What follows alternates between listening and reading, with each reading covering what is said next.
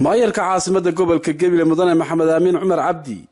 ayaa shahada sharaf ku maamusay ururka Samakaal oo ka shaqeeya arrimaha bulshada isla markaasina kaalin weyn kaga jira horumarinta degmada Gabiley. Gudoomiyaha golaha deegaanka Gabiley Maxamed Amiin Cumar Cabdi waxa uu sidoo kale casho sharaf u sameeyay xubnaha ururka Samakaal oo kulan kula qaatay hoteelka Boqor ee magaalada Gabiley. Duqa caasimada gobolka Gabiley Maxamed Amiin Cumar Cabdi oo arrimahaasi ka hadlaya ayaa waxa uu yiri maamul ahaan uga mahad celino ururka Samakaal hawsha qiimaha lahayd iyo mashruuca dhaxalgalka ahaa ay ka fuliyeen gobolka Gabiley khaasatan caasimada gobolka Gabiley. mashruucaasi oo alxamdulillah maanta mashruuc ugu guuleystay oo waxtarkiisii iyo wixii ay ka damacsanaayeen Samakaal ahaan ay maanta bulshadu taabatay oo isbitaalkii dhimirka laga hirgeliyay magaalada Gabiley. Samakaal ahaan kulli saan hore oo sheegnay anagu maamul ahaan waxaan u aqoonsanahay ururka horumarinta degmada ilaa caawa markhaati waynu ka nahay isbitaalkiisi iyo lugihiisa isku taagay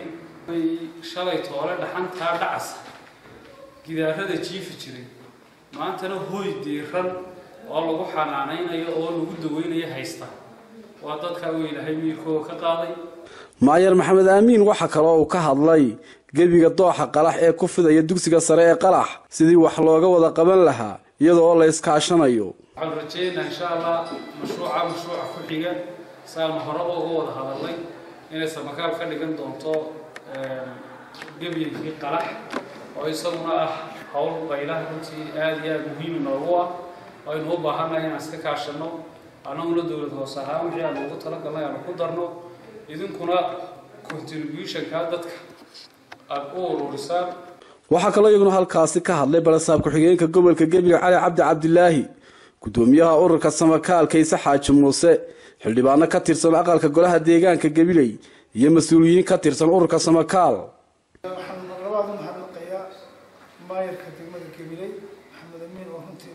kulankeenan caawin oo suurtageliyay runtii ururka Samakaal marka la yiraahdo Samakaal waa urur ka soo dhaxbaxay bulshada reer Gabiley iskuulkii taariikhiga ahaa ee nin kasta oo meel kasta jooga uraad ku leeyahay oo ka soo baxay oo dhibaatadii la muddo hore haysay ay hayso sii dhamaanay labada arrimood weeyaan sida gudoomiyuhu sheegaba dhakhtarkii dhimirku macnaheedu ma aha uu dhamaaday laakiin baahidiisu way taagan tahay oo mar walba baahidiisu way taagan tahay